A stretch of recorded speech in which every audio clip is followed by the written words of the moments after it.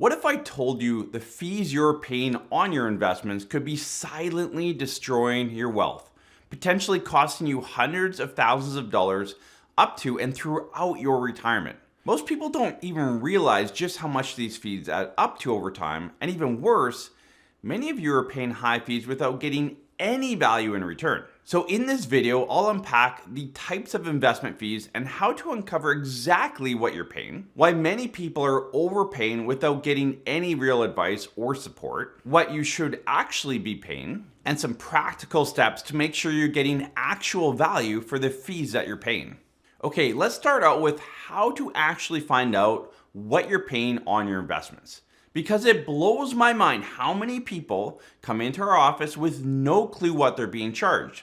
Or even worse, they think they're paying one fee when in reality is they're paying a much higher fee, and we uncover that going through their investment statements. For most of you watching, you are likely invested in mutual funds and or ETFs, and these come with fees. Now, every fund has something called a fund fact, which outlines the fees you're paying, as well as what the fund is invested in. And you can find this sheet by searching the fund name or the fund code on Google, or by simply asking your advisor. And I'm gonna share a couple fun facts. I've just randomly picked a couple funds that we see quite often coming through our firm that I wanna share and kind of break down the fees and the different types of funds that are out there. But before we do that, there are two key fees you need to be aware of. The first is the management expense ratio, or MER, which represents the total cost of owning the fund, including management and operating fees. Now just be aware, and I'll cover this here as I show the fun fact, there's also something called the TER, the trading expense ratio, and I'll cover that here in a second, but that is also on top of the MER, giving you a total fee, which again, I'll highlight here in 1 second. The second is the trailing commission, which is the fee you're paying to your advisor. The tricky thing is, depending on the fund you're invested in, sometimes the MER includes the trailing commission, and sometimes it doesn't. And this can make it hard to see exactly what you're paying. Now let's go through the fun facts of a couple of mutual funds so I can show you exactly what to look for. Now keep in mind, mutual funds generally have higher fees compared to ETFs, which is why I want you to focus on these examples. So let's look at the RBC Balance Fund, which is the first fund we'll dig into. And again, every mutual fund out there has a fun fact, which breaks down the cost, the fund code, the top holdings, the asset allocation, a bunch of different information. So you can see here, this is the Series A RBC Balance Fund. And Series A means it's kind of the advisor series, meaning that all the costs are kind of embedded into one, and then the advisors paid a fee, which I'll break down here in a second. Now, at the very top, you can see management expense ratio, or your MER. And that's a common language that we use in our industry is MER. That's the amount that you pay, but you'll get to know that that's not the total amount you're paying. So let's look at that. So 2.1% is noted as the MER, the management expense ratio. Now, for a lot of you, that's what your advisor is telling you. Don't worry, yeah, 2.1%. And so in your head, you're paying 2.1. But as we scroll down and look a little bit further, you'll see there's additional cost to holding this fund. Now in this fund, there's something called, and every fund, a TER, a trading expense ratio. Now in this fund, it is actually quite cheap, at 0.03%. So for this client, if you owned the RBC Balance Fund, a Series A, you would pay 2.13% in fees. The last thing I'll highlight here on this fun fact, and this is really important to know because your advisor is getting paid, you should know how much they're getting paid because how much value are they giving you for what you're paying. So again, your all-in cost here is 2.13% as long as the advisor isn't charging fees. And then you'll see the trailing commission, and it says, RBC pays your representative firm a trailing commission, i.e. your advisor. The rate for this series is 1% of the value. And this is pretty typical. For your average embedded mutual fund fee like this, your advisor is typically collecting 1%. Now your advisor could be working at a firm where they're taking a piece of that, but at the end of the day, you're paying your advisor 1%. And if they say, I only get 50% of that. Yeah, but your overhead and your admin, and there's a lot of costs that you have that are being covered as part of that. So just be aware, that will tell you exactly what your advisor is collecting. So if you have $500,000, your advisor's getting paid $5,000 a year on your investments. What are they providing for that? And again, this is just an example. Fund fees range from 1% up to, I've seen up to 4.5%, 5%. So there can be a big range. The average mutual fund fee in Canada is right around 2.2 to 2.3%. So again, a balanced fund typically a little bit less, 2.13%, that would be your all-in cost on this fund. Now, on a Series A fund, and again, every company, bank, mutual fund company will call it a little bit something different. So it could be Series A, it could be Series B, it could be Series C. Ask your advisor, is there embedded fees? What I've come across a lot is an advisor selling a Series A like this, where they are paid an ongoing trailing commission, and then they charge an advisory fee on top of that.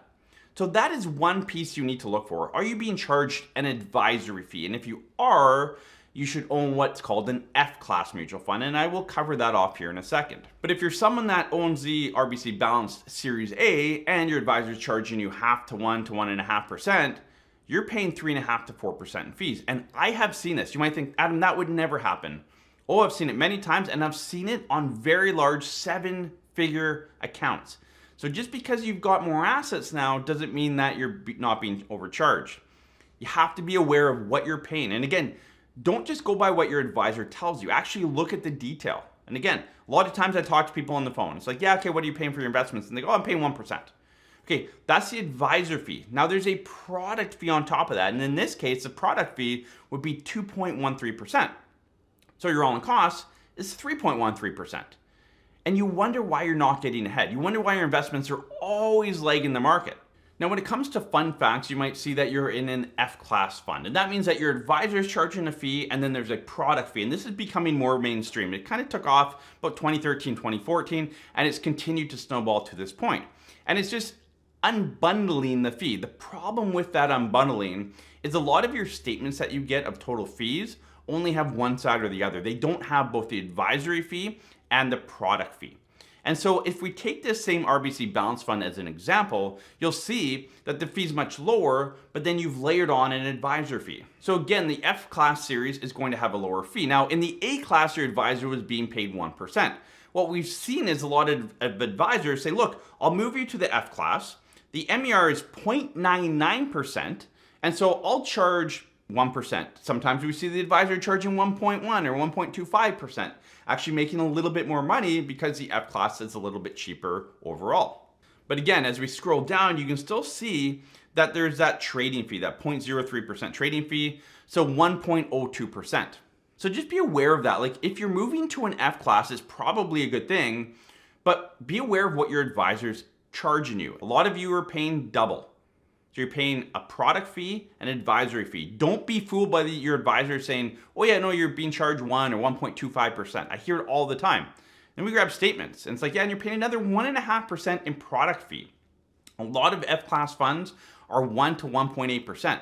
So if your advisor's charging 1 and you're paying another 1.5, you're paying 2.5%. What you should be charged here, I'll cover later in this video because I think it's important to know, like, okay, this is my asset base. What should I be charged? Like, if I'm getting good planning advice, good investment advice, what should my fee be? I'll cover that later in this video. Now that you know how to find out what you're paying in fees, I want to make something very clear. Paying fees isn't necessarily a bad thing, as long as you're actually getting value for what you're paying. When you're working with a good financial planner and investment manager, the value they provide can be worth hundreds of thousands of dollars over time. But the main thing I want to stress is that many of you are paying fees over 2% and aren't receiving any real value in return. And I want to set this straight. I sold mutual funds for many years. I got out of the business in 2017, dropped my mutual fund license, and we focus only on retirement planning. A lot of fee for service, focus on the planning piece. But in the mutual fund world, you can kind of sell whatever. Now, I was independent. I would say I was on the good side of that world, as good as it can get. But at the end of the day, I was picking mutual funds for my clients. Now, I was doing planning for my clients because I saw the value in that, but most of my colleagues and people I knew in the industry weren't doing any of that.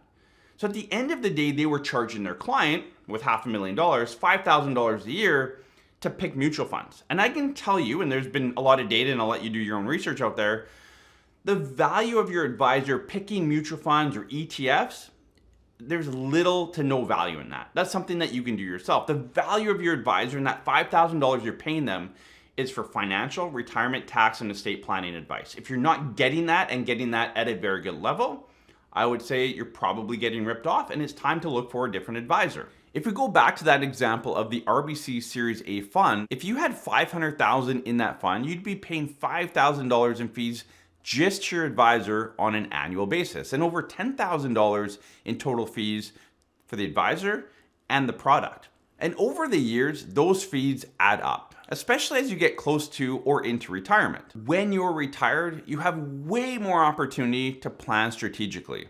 How you draw down your accounts, how you set them up tax efficiently, and when you start CPP and other government benefits. These decisions can have a massive impact on your retirement and can either cost you or save you hundreds of thousands of dollars. I see it every single day come through our office. And so what I really want to stress in this video is the importance of not just looking at what you're paying in fees, but also looking at the value you're receiving in return. So the question you should be asking yourself now is, what should you actually be paying for investment and financial advice that's truly worth it? At the end of the day, whatever you're paying, you need to make sure you have two very good services on your side. The first one is investment management. Is there a team of qualified investment managers looking after your portfolio? And this could be any type of firm, but that focuses on investment management and only charges for investment management. The second layer to it is financial planning or retirement planning, depending on what stage of life you're at. For a lot of you, you're working with an advisor at a bank or big financial institution, and you pay one fee and they do all of it.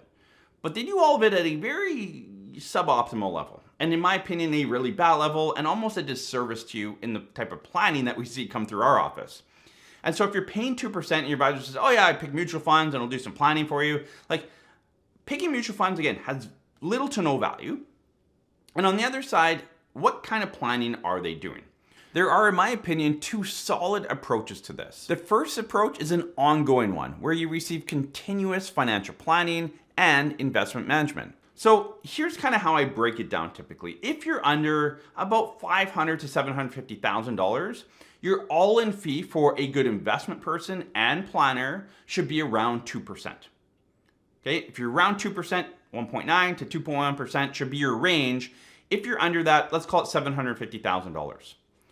$750,000 up to about $2 million, you should be around that 1.5 to 1.8. And again, this isn't for your person at the bank that doesn't do proper planning and buys you mutual funds. This is for, an investment counseling firm that's all they do, and a proper retirement or financial planner, and that's all they do. And you're getting two really good professional services. This should be your all-in cost. If you're only getting one of those, your cost should be half of what I'm discussing here. Once you hit 2 million, if you've hit that mark, then you want to be paying probably about between 1.25 to 1.5. Again, this is for both investments and planning. So again, be aware, if you have over $1 million and you're only getting investment advice, you should be under 1%. Bar none. You should not be paying over 1%. I'm tired of seeing statements where a client says I'm paying 1%, you're actually paying 2.5, you have $1.5, $2 million, you're getting ready to retire. And those fees will eat away at you. Not having proper planning will eat away at you, and probably suboptimal investments will also eat away at you. So let's get that figured out and getting you moving forward in a proper path. And that's why we came up with our retirement income program, which again really focuses on planning and investments and getting value on both sides. Having a firm like Parallel Wealth that dives deep into the retirement, tax, estate planning, looks after you, makes sure everything's lined up properly. And then we work alongside an investment firm that A, looks after your money, but B, actually helps us implement the plan. Make sure the cash flow is coming in when needed, not tied to the stock markets when you need that income in retirement. And that's what I'm talking about, is having one fee and getting two professional services. A lot of you are dealing with a financial institution that tries to do everything and they're doing it very poorly. So again, make sure you find a solution that's providing great value on the planning side and really great value on the investing side, and make sure those two places actually communicate together. Now, one thing to keep in mind, and this is kind of an industry secret that I'm trying to unbundle here, is a lot of people do a scaling fee structure. So on the first $1 million, you're going to pay 2%. But over $1 million, it's going to go to 1.5, and over 2 million, it goes to 1% or something like that. But you're still paying that 2% up to $1 million. You only get the reduced fee above $1 million. So just be aware of that. You might have $2 million and say, no, I'm paying 1%. But that's only on any dollar above 2 million. You're actually paying 2% on over half of your money. So be aware of that. Our firm, what we do, how we scale our fees is once you hit an asset level, it's that price. So over 2 million, let's say it's 1.25%. That's all the way back from dollar one. Well, that makes a big impact. So again, understanding not what you're paying on the top dollar, but on every single dollar. Again, total fees. What's the total amount of fees you're paying divided by the assets that you have? Now, the other approach is fee for service planning. This is where you pay a flat fee for a retirement or financial plan and work with a professional low-cost investment manager. And let me just quickly define what our services are, because I just mentioned we have two of them. We have our retirement income program, which is someone looking for planning and investment help that have over $750,000 of assets.